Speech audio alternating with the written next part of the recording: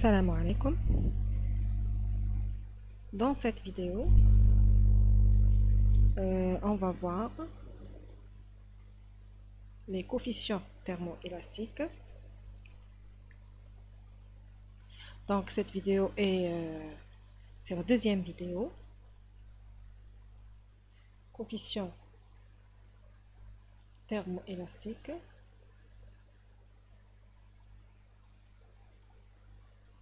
Représente quoi ces coefficients-là? Bien sûr, d'un fluide.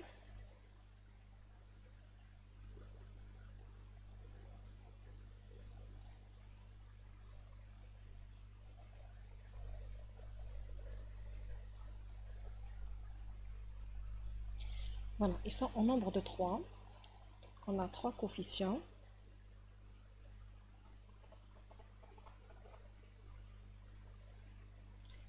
Qui sont alpha, bêta et qui. Alpha, bêta et qui. Ça se prononce qui. Ça s'écrit comme un X. Il ressemble à X, mais c'est une lettre grecque ou latine, je ne me rappelle plus. Et qu'on prononce qui. Alors, alpha, on l'appelle coefficient de dilatation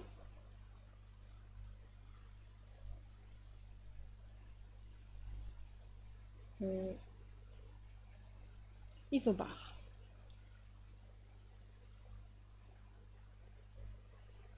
D'accord?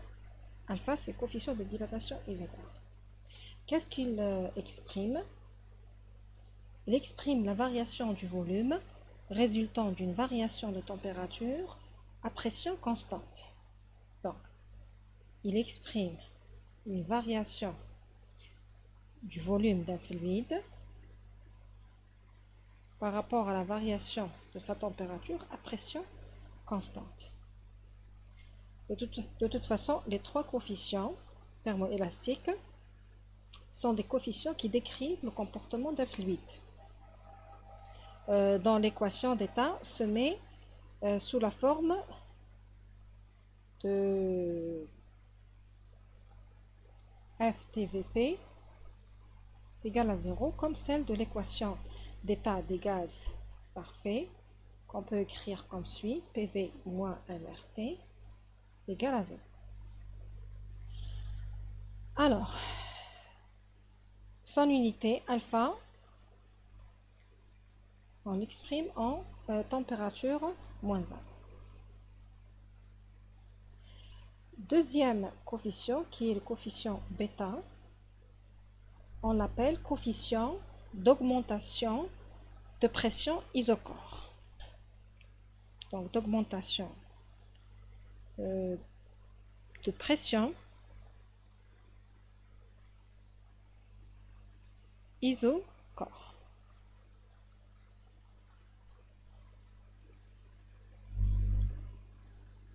Son expression 1 sur P, donc il exprime la variation de la pression par rapport à la variation de la température à volume constant. Son unité aussi, c'est température moins 1, c'est-à-dire Kelvin moins 1, degré C moins 1, etc. Le dernier coefficient, qui,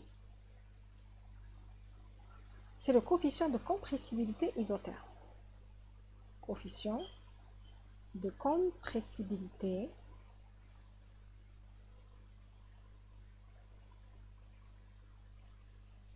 isotherme.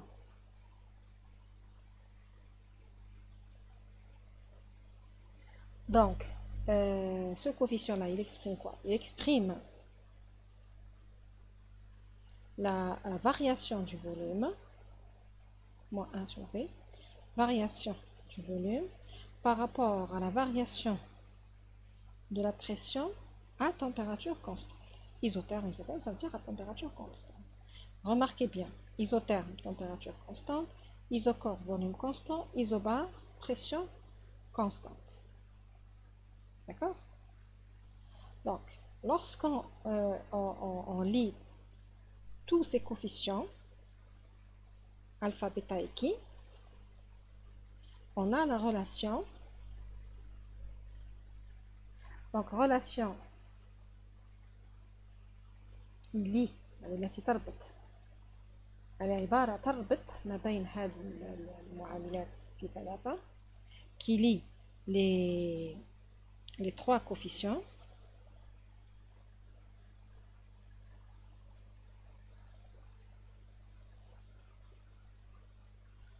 alpha sur chi fois bêta est égal à P.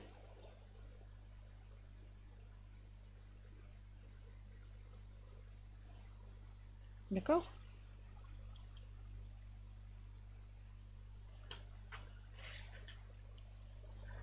Alors, on va faire une petite application, un exercice d'application, pour comprendre mieux comment on utilise ces trois coefficients, ou du moins l'un d'eux. Exercice d'application, c'est pas exercice. Attendez.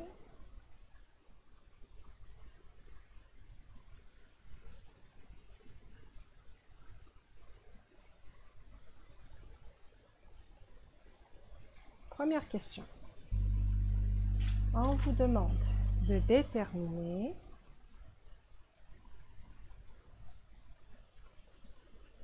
les coefficients thermoélastiques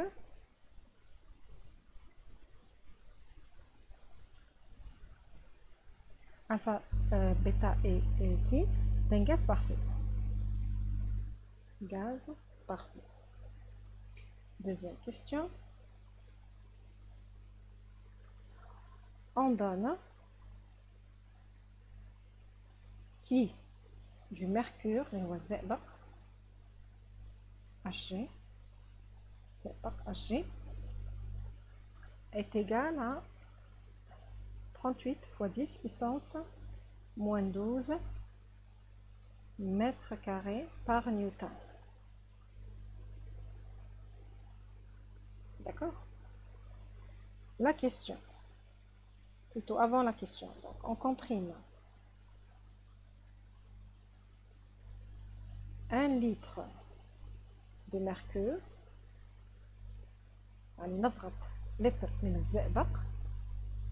liquide, bien sûr, le mercure, il est connu qu'il a un état liquide, de 1 bar à 1000 bars. Donc, vous savez que le bar correspond à 10 puissance 5 pascal.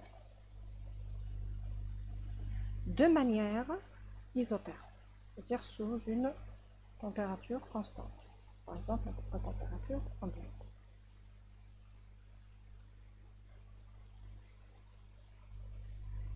Donc, la question c'est quoi? Calculer le volume final après compression en ligne droite, le volume final et commenter le résultat.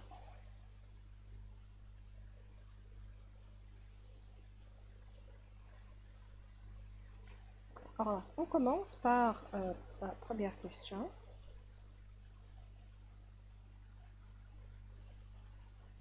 On va déterminer les coefficients thermoélastiques alpha, bêta et chi d'un gaz parfait.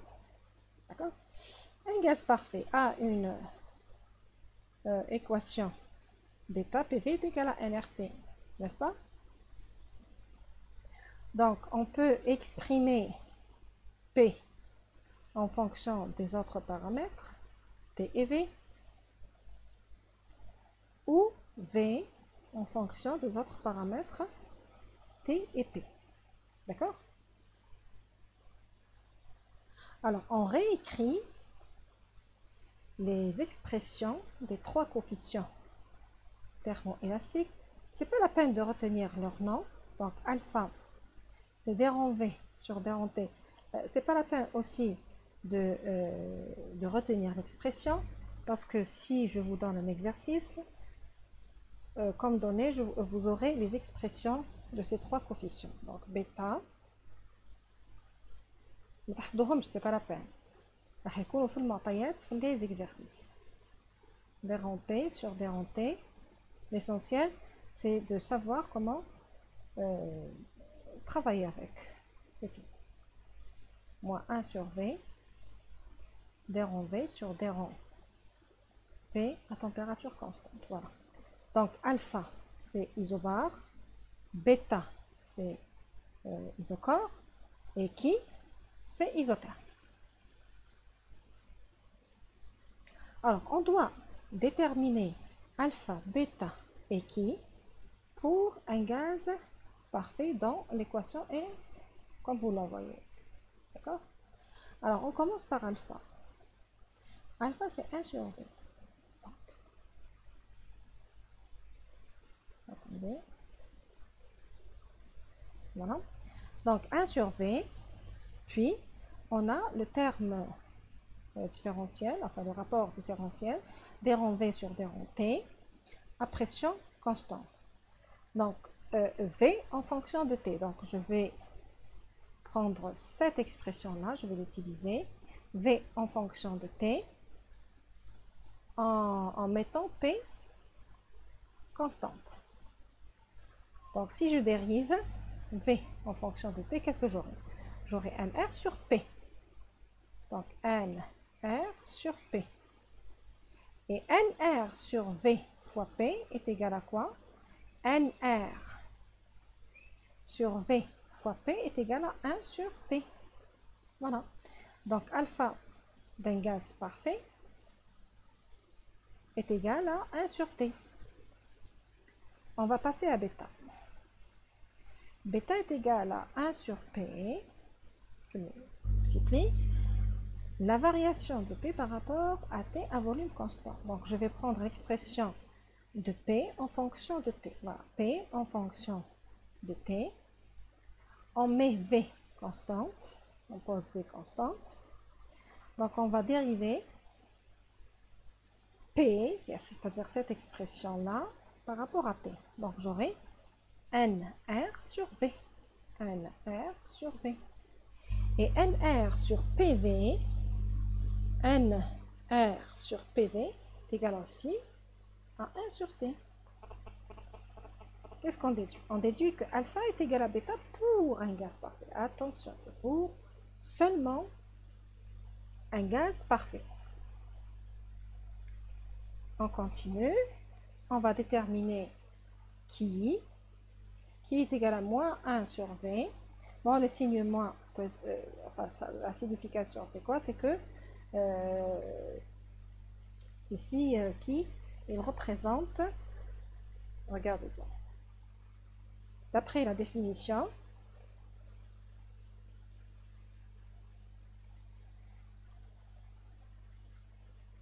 je vais revenir ça à sa place. Alors, d'après la définition de qui, on revient à qui, c'est un coefficient de compressibilité isotherme. C'est-à-dire, ici, la pression, elle diminue. Elle diminue. Et qui, c'est un coefficient qui est positif. Donc, on doit précéder l'expression par un signe moins. Contrairement à alpha et bêta. Alpha, c'est dilatation. Dilatation, ça veut dire le volume, il va augmenter. Bêta aussi, c'est un coefficient d'augmentation de pression. Donc, ce n'est pas la peine de rajouter le moins. Qui, par contre, compressibilité, c'est-à-dire la pression va diminuer. Donc, on va avoir des signes, on va avoir qui négatif. Donc, on le précède par un signe moins. Pour l'avoir positif. Alors, on continue. Donc, pour un gaz parfait, qui est égal à quoi? Selon la définition de qui, on a la dérivée de V par rapport à P. Donc on va voir l'expression de V en fonction de P. Ici, on va mettre ou poser P constante.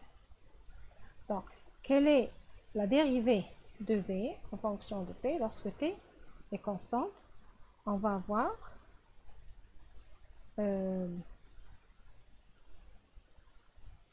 moins NR moins NR.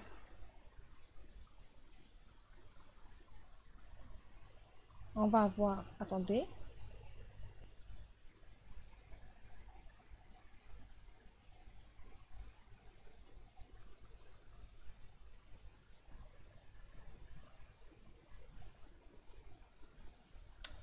alors,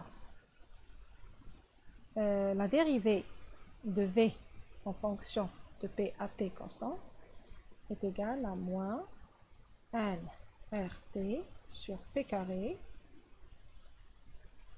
d'accord? Et qui est égal à quoi? Donc le moins avec le moins, ça devient plus.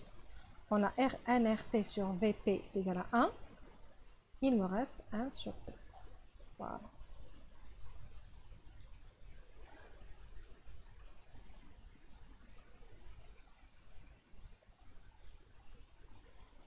Et voilà, donc j'ai les 3 coefficients thermoélastiques d'un gaz parfait, tels que alpha est égal à bêta est égal à 1 sur T.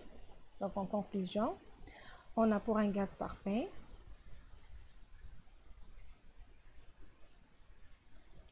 alpha est égal à bêta est égal à 1 sur T et qui est égal à 1 sur P.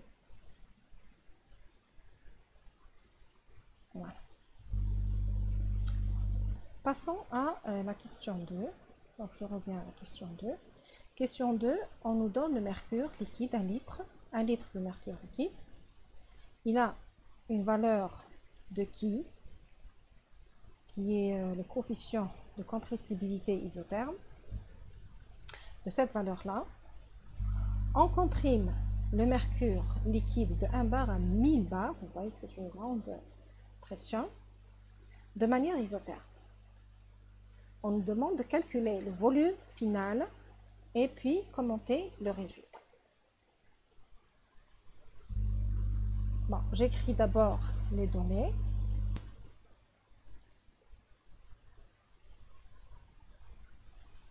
Donc, deuxième question, c'est calcul du volume final. Connaissons le volume initial qui est d'1 litre. De quoi? De mercure. D'accord?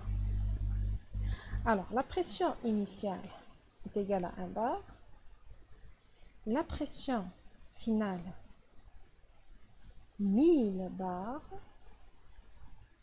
Donc, en pascal, on va avoir 10 puissance 5 pascal. Et ici, 10 puissance 5 plus 3, ça fait 10 puissance 8 pascal. Voilà, pour le système international des unités.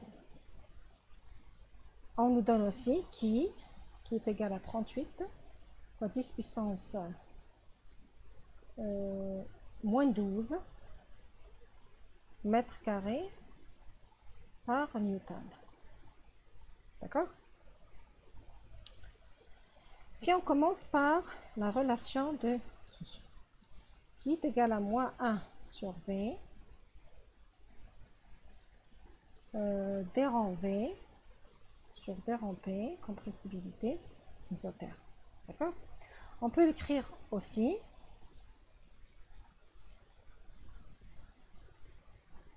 de cette façon-là.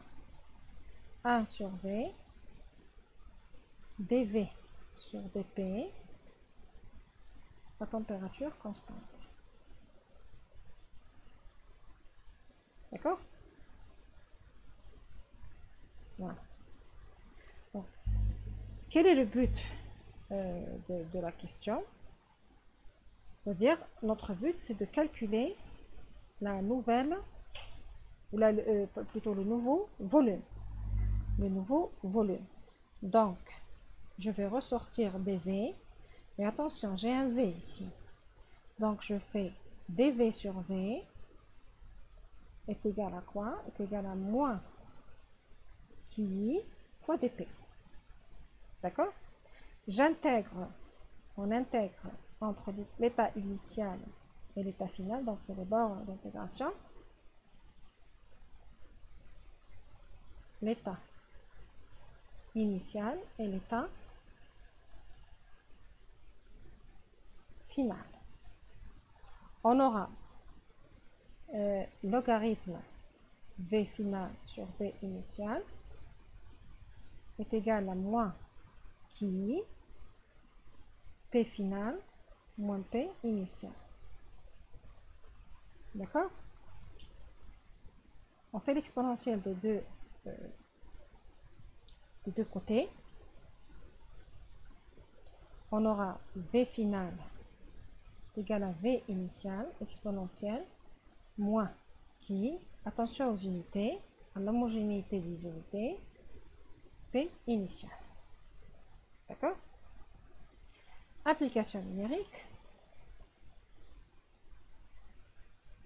V final est égal à, bon, puisque c'est l'exponentielle n'a pas d'unité, on peut prendre V initial en litres.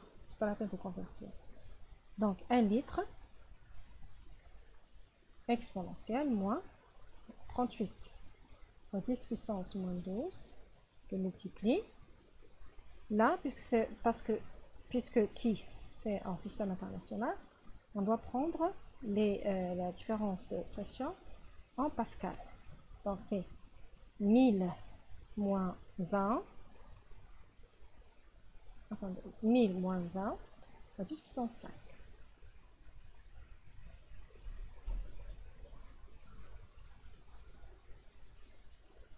On trouve à peu près 0,996 litres. Vous voyez que c'est presque la même chose. Donc c'est presque 1 litre. Donc je sais pas. Il n'y a pas de différence presque entre le volume final et le volume initial. Le volume initial qui est égal à 1 litre. Donc en conclusion, comme commentaire ou conclusion, le mercure est incompressible, incompressible, et c'est le cas de la majorité, si ce n'est la totalité, des liquides. Parce que, comme vous le savez bien, que le mercure, c'est un liquide. Et bien sûr, des solides, éventuellement. Voilà. On s'arrête ici pour ne pas être trop long. Et on se voit à la vidéo prochaine, Inch'Allah.